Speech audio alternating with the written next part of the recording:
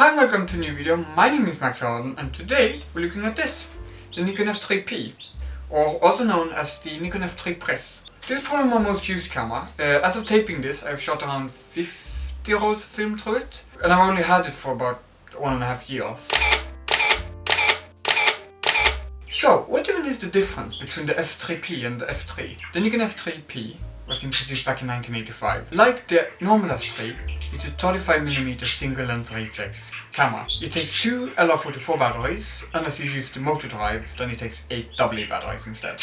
The Nikon f3P was built to be a much more rugged version of the normal f3. This is because it was a dedicated press camera where it needed to withstand weather, wind and a few knocks here and there. But there are also some more visual differences, such as the Nikon f3 has raised shutter button and shutter dial. This is to make it easier to use during winter or when you use gloves, which, trust me, it comes in very handy too. Especially in the winters here in Sweden, you know. Another difference about the f3 and the f3P is the fact that they have removed the multiple exposure button that usually sits here on the normal f3.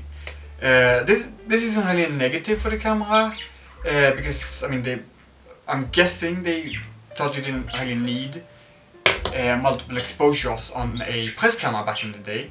But unless you do a lot of multiple exposures, and I definitely recommend getting the normal f3 or the FE or something like that has the level that actually allows you to do multiple exposures. Another key difference about the f3P and the f3 is that the arm position is reversed. So basically what that means is to turn on the camera, you want to actually switch the lever towards the viewfinder and towards the little red dot on the camera. On the normal f3, it is the other way around. This is probably because it makes it a lot easier to turn on the camera with gloves on again, which was a big part in using this camera outdoors. As a press photographer, you were cold, you needed gloves, you know. Also, the lever is also different.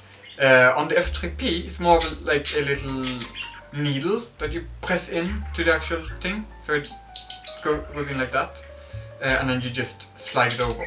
On the f3, it's more of a little thing that you move. It's more of a little lever. Another striking difference between the f3 and the f3P is probably something you already have noticed, and that is the fact that the f3P, compared to the f3, has a normal hot shoe on the top.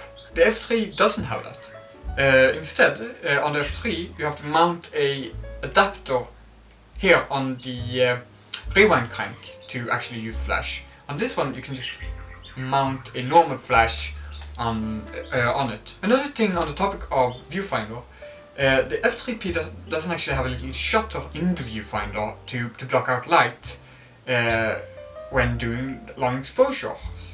And that actually leads me into the next segment of this video, which is the negatives. In my opinion, there isn't a lot of negatives to the f3P, but there are some few things that actually annoys me a bit. The first one being that you can't really do long exposures on it, because the shutter button doesn't have a thread in it. That is because to help with water tightness, but definitely annoying to have to carry on another camera when you want to do long exposures. Another annoying thing to me is the fact that the camera doesn't really have TTL. This, in my opinion, would be the best camera, the best f3 to have TTL, because say we're a press photographer back in 1985. We go to a scene, a big thing where we need to use flash, and we don't have time to meter everything. So it would be much easier to just mount the TTL flash and have that on. Also, this is more generally about f3 in general. I'm not really a big fan of the size of the plus and minus indicators in the LCD screen. They are definitely a bit too small in my opinion. So I usually just whack the camera on aperture priority and just go after that. But enough about the negatives. What about the positives then? There are definitely more positives than there are negatives, and that probably stems from the fact that Nikon f3 in general is an absolutely brilliant camera. But there are some few positives that are specific to the f3.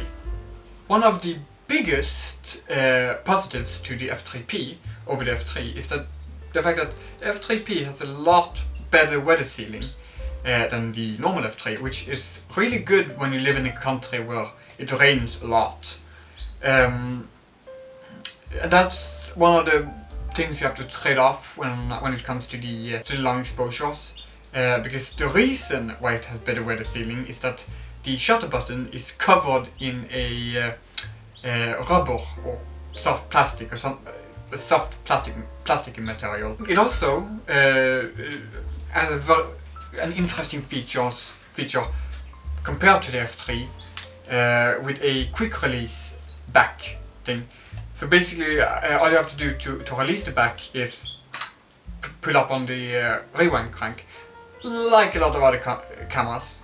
But on the normal f3 it has a little lock that prevents you from accidentally opening it, which some would say is good if you're prone to doing that, but I personally see it as a hindrance because I shoot a lot of film very quickly, so it's just one extra step that I don't like. But that's enough of the f3P specific positives. How about just f3 in general?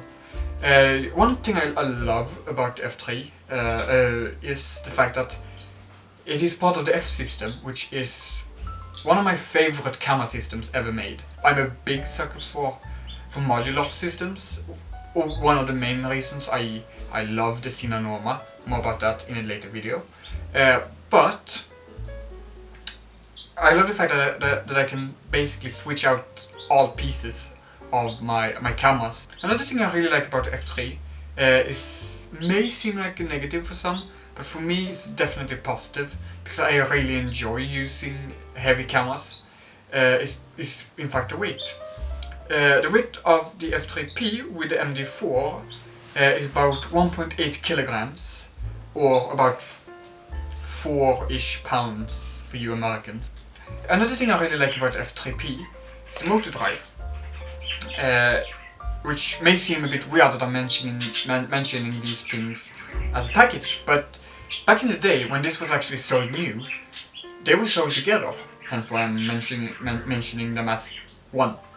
But I really love motor cameras. I love the sound.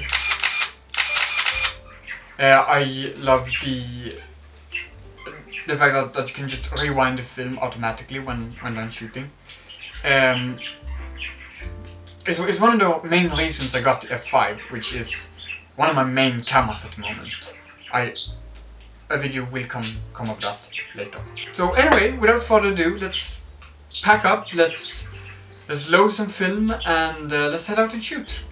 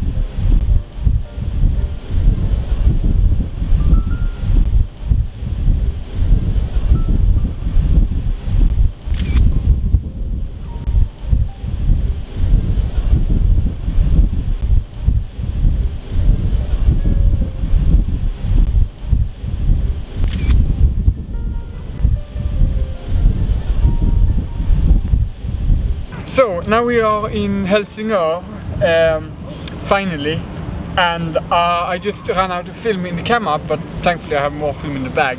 So now what we can do is we can actually roll the film back into the camera. So to do that, basically what we need to do is press this button in and this button up, and then it rewinds automatically.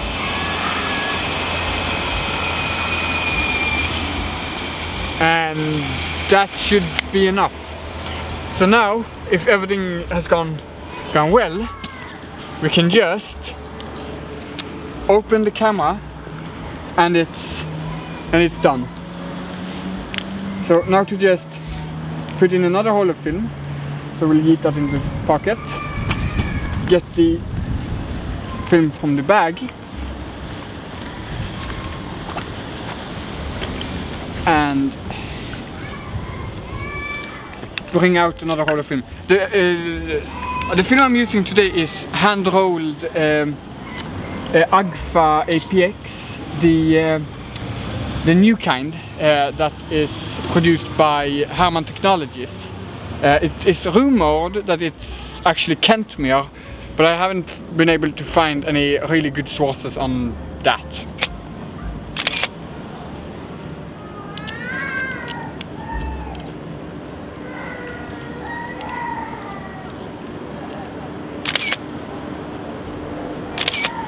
There we go.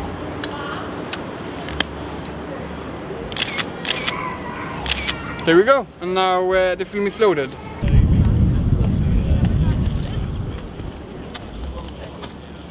Subordinate human being.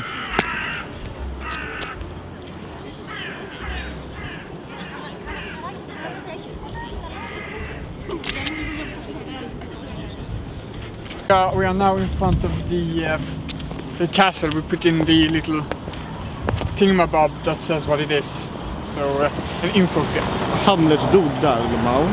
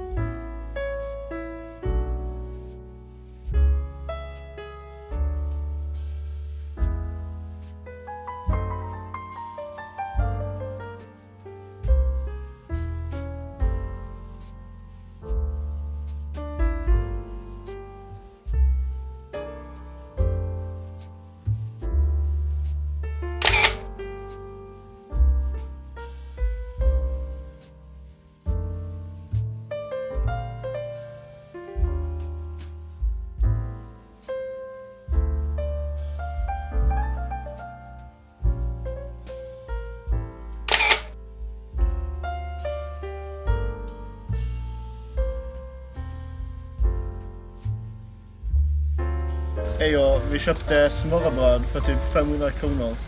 Vi har väntat här i 20 minuter nu och de har inte kommit med dem än. Så vi är lite sura på dem. Ska bara ta bort hela Danmark för detta. Jävla u-land.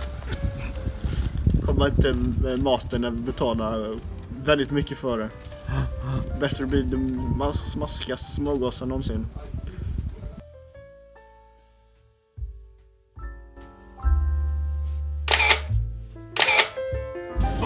Well, now we are on our way back to Sweden from Denmark.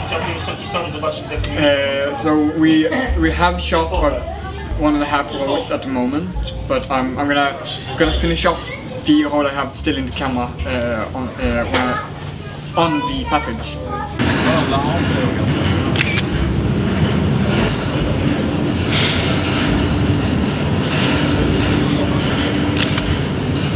Yes, so now I just finished the last photo, so now it's just to rewind it, and then it is straight back to the lab to develop these.